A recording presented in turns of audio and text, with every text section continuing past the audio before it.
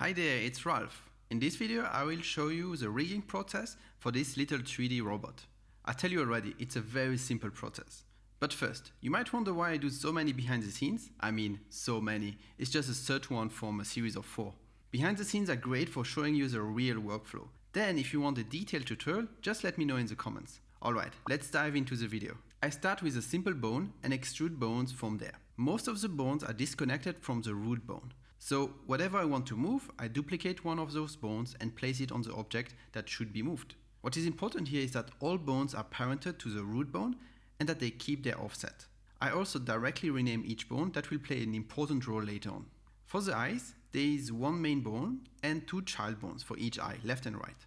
Many people hate rigging, and most of the time it's not the rigging itself that they hate, but the part where you have to weight paint the mesh and fix the deformations. Here we don't weight paint. Instead, we will parent the mesh to the armature and choose with empty groups. Now with the mesh selected, we go into edit mode and we have to select each part and assign it to the correct vector group.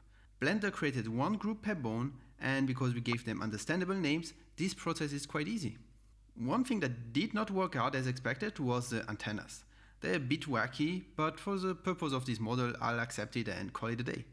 By playing around with the antenna bone, it seems that the mesh structure is not ideal for being used with one single bone, so later I will only animate that bone slightly. Maybe I'll redo it at a later time, but I learned something and I will try a different solution for the next robot. Alright, the rigging is pretty much done and everything that should move, moves.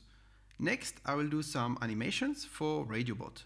I hope you enjoyed this short behind the scenes. I am working on new Blender tutorials for beginners as well, so stay tuned for that.